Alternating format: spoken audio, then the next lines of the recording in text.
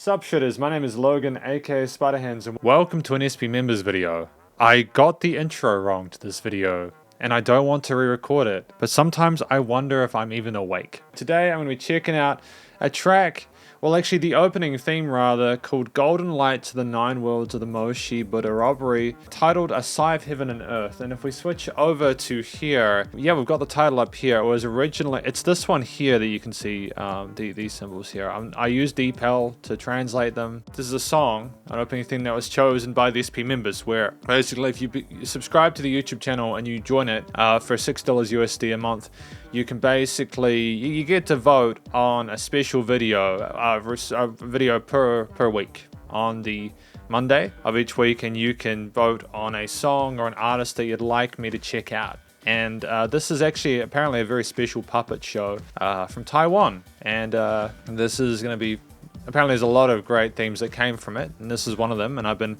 advised by Shin Yida to go and check out the rest, so that's cool. But we're going to listen through this from start to finish, and we're going to hear what you think. And just before we go any further, thank you to our SP members for choosing this video for today. Let's go.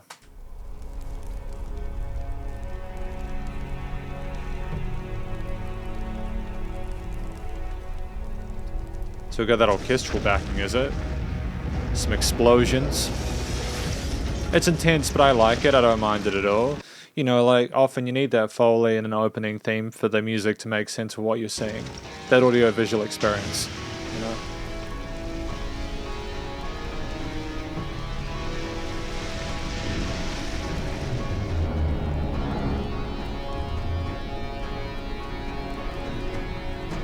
The CG is interesting, eh? I wonder when this was released.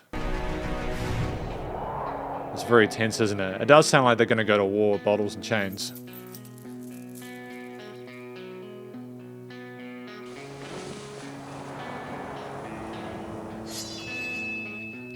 Wow, this is stunning, actually, the production value on this. I love the tone of the guitars as well, and how we had that orchestral backing come in at the start. You know, nice development to that theme. It's very dramatic.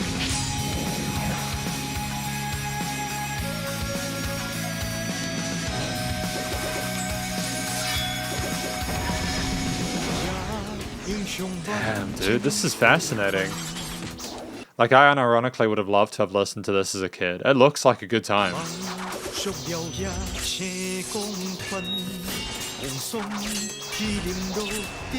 Vocals are really nice and present in the mix as well, nice and tuneful, with the guitar on the sides and the bell trees. Yeah, bring those drums in right now, that's good.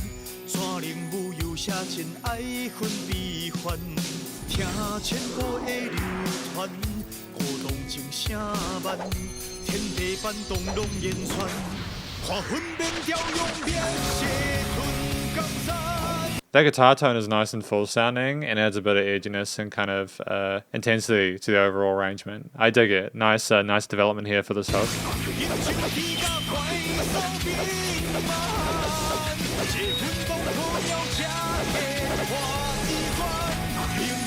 This is badass, man.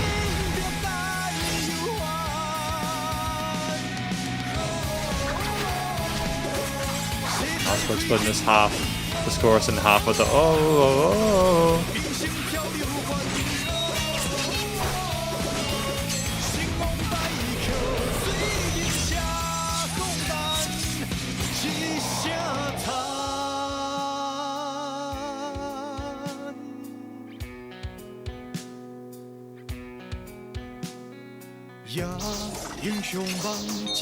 The swishies, the swishy squashies, the bickly bucklies. I love it.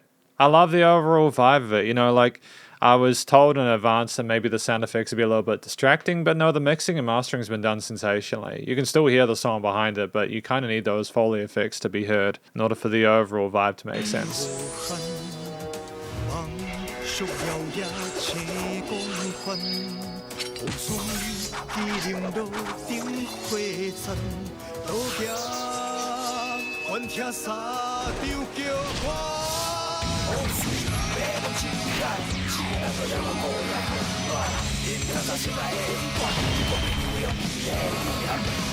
I can just tell that the people who are making this track had a lot of fun doing it, you know.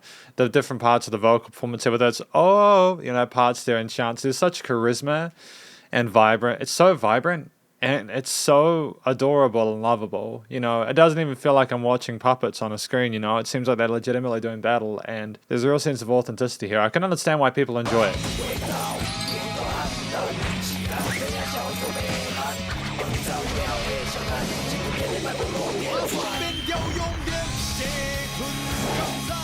Those drums, they sizzle. The hi-hats especially, they're prominent, but I don't necessarily dislike that. Works well with the genre of music that this is influenced by, you know, that rock metal kind of groove.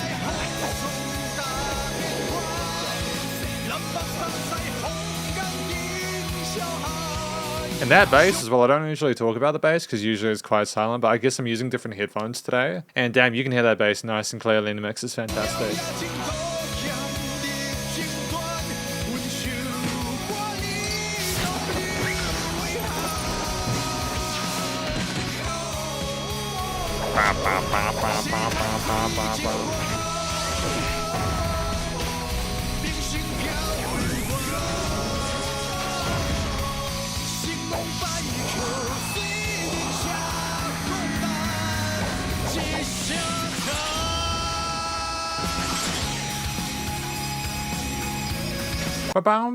Really catchy melodies in the background as well, which elevate it.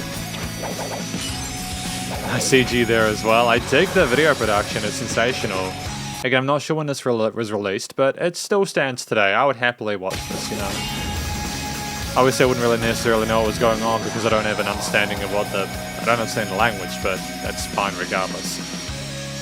This is right down my alley, and I'm really glad that I got introduced to it. Oh, and that's it, it's over. Wow, okay. Golden light to the 9 worlds of the Moshi Buddha robbery. Scythe, heaven and earth. Difficult to get them all on the screen, eh? And just before we go into the conclusion, we've actually got lyrics. So I'm on DeepL at the moment. You know, we've got Golden Light of the 9 realms of the Moshi Buddha. Lyrics, Gideon.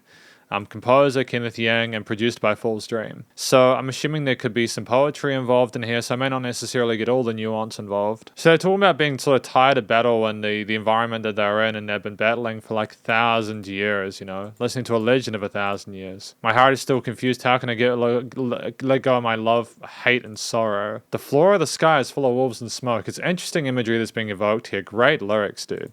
Watching the clouds change and the tides swell up in the rivers and mountains. Oh, the golden spear and iron hammer sweeping the horses and soldier. The soul of the sacrifice is splashed in red blood, remembering the sorrows of 100 generations. Damn, dude, we are going for the throat. This is some intense imagery that's being evoked here. It does make sense for what we saw in that video, you know? The world is not a wishful thinking, but a life for drifting. Who wrote this absurdity? Past the confusion is deep. It's a mess of dead leaves drinking the money I knew earlier. Talking about how things are so. So we've got this legend that's there, and it's kind of been our life, and we don't know how to continue forward. We don't know how to let go of the feelings that have been associated with it. You know, you don't want to turn back, though. RCIs after killing, seeing the sky and the wolf smoke. Seeing the clouds change and the tide swallow the mountains. And not journeying all around the world. The feud is divided and left in regret. The world is not a wish, but a life of drifting. Who wrote this absurdity? Because this is my conclusion of this track. Hang on. Again, what was the title of it? Golden Light to the 9 worlds of the Moshi Buddha robbery, titled A Scythe, Heaven and Earth. It's a big title. It's a big title for someone like me to remember in full.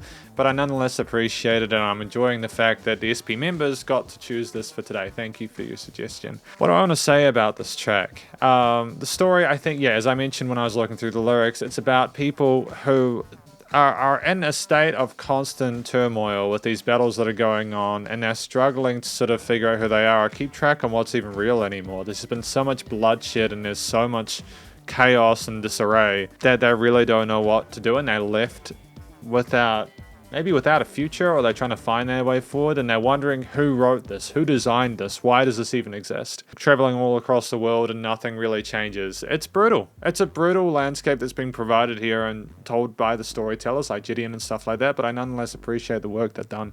It's really interesting and intriguing stuff, and to be fair, like, I think that's where the best stuff comes from, is turmoil and chaos and drama. You know, drama is a great source of inspiration for music. Even if you don't necessarily like drama, it's still important to include it because it just allows you as a human being to, you know, remain engaged. Everyone loves drama. Even if they say they don't, it's always going to get your attention because it's either something you feel like you need to step away from, be aware of, and or maybe you become apathetic and you don't care. I don't know. Anyways, that's the story anyways. The vocal performance there fits in with that alt rock kind of heavy metal, kind of metal vibe from like the 2000s, and it works well with the traditional instruments alongside, you know, the guitars, bass, and drums, and everything else, and the pan flutes. I like that. I like the combination of traditional instruments with these more contemporary rock metal toned instruments. It's a nice combination, and the vocals. They sound nice and clear in the mix. You had a bit of variety in there with the main vocals in the center, and then like the ohs, you know, those kind of back end vocals that were panned to the sides. I think that was a great touch, a really splendid effort there on behalf of everyone involved there. Nice flexibility with the vocals. What else do I like about this? We've also, the vocals match the angst of the story well. Additional to that, we've got that situation with the structure of it. We had that intro section with like the orchestra, and then you had that tension instantiated and that kind of emotional vibe of like despair and things being kind of terrible and tense and you know, angsty, and then for those extra guitars to come in there and the verses and chorus and stuff, and for it to simply develop further from there with the drums coming in later on, was just a smart choice there. The instruments themselves are played really, really well. The accompaniment was fantastic and suited the tone and delivery of the vocals well, which held great technique, you know. There wasn't a huge amount of like focus on individual solo instruments. There was more of a call and response than anything else, as the story was the focal point. But nonetheless, I think that was the right decision here, especially for an opening thing. Let everything have a sense of chemistry and don't try and overwhelm one aspect over the others. And finally, the production, the recording, mixing, and mastering. I'm not going to pretend it was the absolute cleanest mix I've ever heard in my life.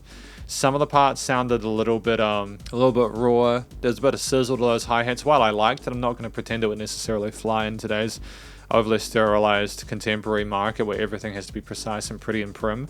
But at the same time, I think that's kind of what makes this so charming, is that it is a bit rough around the edges.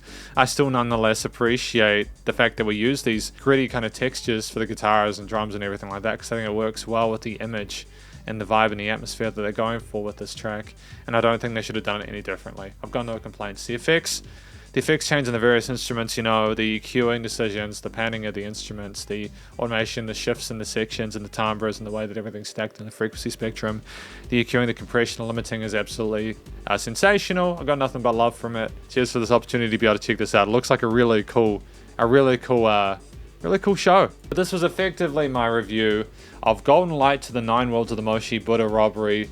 I've got to just check that last part. A Sigh of Heaven and Earth. Hopefully you enjoyed it. If you did, please do go show the people who made this some love via the various social medias and their YouTube page. Or at the very least, go check out the other opening themes. And stay cool and stay safe. And please also remember to support your local musicians and artists at this point in time, as they need the help more than ever with all the crazy stuff going on in the world. And I'll catch you in the next review. Spider hands out.